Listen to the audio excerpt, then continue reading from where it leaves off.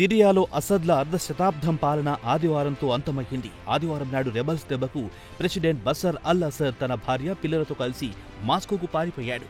Asad Moscow వెళ్లిన వెంటనే Syria ప్రజలు సంబరాలు చేసుకున్నారు, స్వీట్లు పంచుకున్నారు. ఇక సిరియా రాజధాని డమాస్కస్ విషయానికొస్తే అసద్ ప్రభుత్వం కూలిపోయిన 3 రోజుల తర్వాత ప్రజలు తమ రోజువారీ కార్యకలాపాల్లో నిమగ్నమయ్యారు. బ్యాంకులు, షాపులు తెరుచుకున్నాయి. Syrian Gulf Bank manager Saadi Ahmad తాజా పరిణామాలపై స్పందించారు. పరిస్థితులు తిరిగి సాధారణ స్థితికి వస్తున్నాయన్నారు. ఓ కస్టమర్ బ్యాంకులోని ఏటీఎంకొచ్చి డబ్బు విత్డ్రా చేసుకుంటున్నాడు. ఏటీఎం నుంచి డబ్బు రావడంతో ఆశ్చర్యపోయాడు.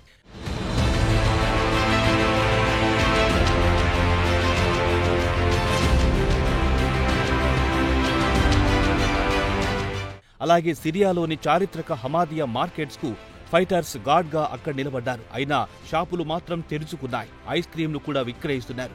మార్కెట్లో పలువురు మహిళలు కూడా వచ్చి తమకు కావలసిన వస్తువులను కొనుగోలు చేసి వెళ్తున్నారు. తాజా పరిస్థితులను చూసి తమను తాము నమ్మలేకుండా ఉన్నారు.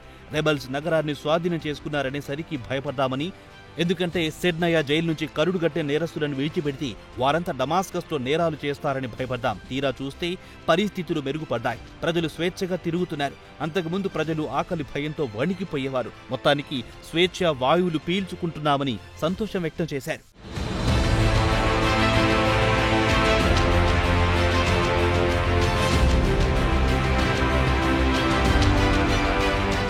ఇక సిరియాలో పలు నగరాల్లో వాణిజ్య కార్యకలాపాలు మొదలయ్యాయి. అయితే నిత్యావసర ధరలు అమాంతం పెరిగిపోయాయి. ఆహార కొరత తీవ్రంగా ఉంది. ముఖ్యంగా రొట్టెలు, వంట నూనెల ధరలు విపరీతంగా పెంచేశారు. నిత్యావసర సరుకుల ధరలు నవంబర్ 27 నుంచి డిసెంబర్ 9 వరకు చూస్తే ఏకంగా 900% వరకు పెరిగాయి. ఇక చికెన్, గ్యాస్ ధరలు ఏకంగా 119% పెరిగాయి. దీంతో సామాన్యుడు నిత్యావసర సరుకులు కొనలేని స్థితిలో ఉన్నారు.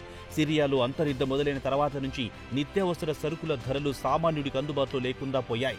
అలాగే ఎయిడ్ వర్కర్స్ వచ్చి ఆహారం సరఫరా చేద్దామంటే వారిపై దాడులు జరిగేవి. ఇదిలా ఉండగా దశాబ్దం పాటు కొనసాగిన అంతర్యుద్ధంలో ఇక్కడి ప్రజలు మానసిక రుగ్మతకు గురయ్యారు.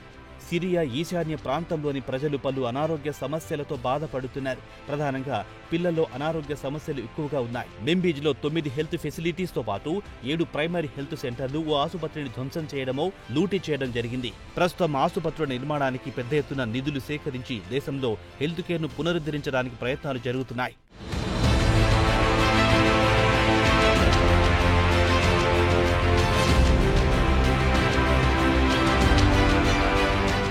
ఇతర దేశాల్లో తలదాచుకున్న వారు తిరిగి తమ సొంత ఇళ్లకు చేరుకుంటున్నారు. అసద్ దమనకాండకు భయపడి సిరియా ప్రజలు పొరుగున ఉన్న టర్కీతో పాటు లెబనాన్లో తలదాచుకున్నారు. వారంతా తిరిగి తమ తమ స్వస్థలాలకు చేరుకుంటున్నారు. ఇక ఇజ్రాయెల్ విషయానికొస్తే అసద్ పదవీచ్యుతుడైన తర్వాత 480 సైట్లపై దాడులు చేసింది. తాము పౌరులపై దాడులు చేయడం లేదని, మిలిటరీ ఇన్ఫ్రాస్ట్రక్చర్పై దాడులు చేశామని, ముఖ్యంగా ఫైటర్ జెట్లతో పాటు నేవీ వెసల్స్ పై దాడి చేశామని చెబుతోంది. ఇక ఇజ్రాయెల్ వాదన విషయానికొస్తే అసద్ మాస్కో పారిపోయిన తర్వాత సిరియాలోని రసాయనిక ఆయుధాల ఫ్యాక్టరీ రెబల్స్ చేతికి చిక్కుతుందని, దాన్ని వారు దుర్వినియోగం చేస్తారని భావించి దాడులు చేస్తున్నట్లు తమ చర్యను సమర్థించుకుంది.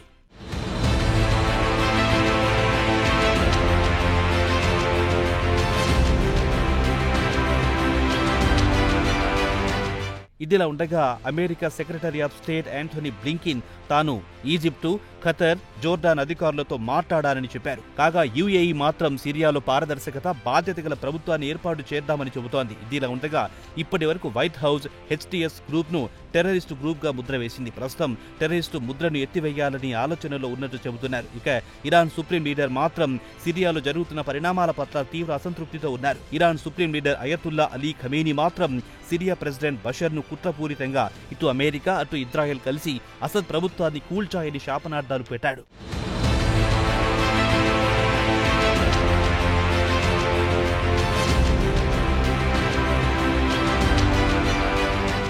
అసద్ను గద్దెదించడానికి తలా ఒక చేయి వేశారని, సిరియాకు పొరుగున ఉన్న దేశం కూడా తన వంతు పాత్ర పోషించిందన్నారు. ఆయన నేరుగా టర్కీ పేరు ప్రస్తావించలేదు. కాగా టర్కీ విషయానికొస్తే అసద్ వ్యతిరేక శక్తులకు మద్దతిచ్చారని మండిపడ్డారు. ఇక అసాద్ సిరియా నుంచి తప్పుకోవడంతో ఇరాన్కు కోలుకోలేని దెబ్బే అని చెప్పుకోవచ్చు.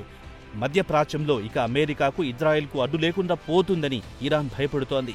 సిరియాలో జరిగిన పరిణామాలన్నీ ఓ ప్లాన్ ప్రకారం జరిగాయి. అమెరికా సిరియాలోని కమాండ్ రూమ్లలో కూర్చుని అసాద్ను గద్దెదించారని, దానికి తన వద్ద సాక్ష్యాలున్నాయన్నారు. అసద్ను గద్దెదించడంలో టర్కీ పాత్ర కూడా ఉందని ఖమేనీ ఇరాన్కు చెందిన ప్రభుత్వ మీడియాతో మాట్లాడుతూ చెప్పారు.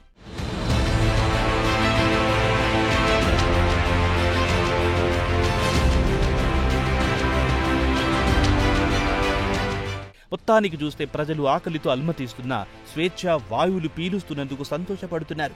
ఇతర దేశాలు తలదాచుకున్న వారంతా క్రమంగా మాతృదేశానికి తరలి వస్తున్నారు. తిరిగి తమ దేశాన్ని అభివృద్ధి చేసుకుంటామని వారంతా ముక్త కంఠంతో చెబుతున్నారు. సిరియా గాయాలు మానాలంటే చాలా సమయం పట్టే అవకాశం కనిపిస్తోందన్న టాక్ వినిపిస్తోంది.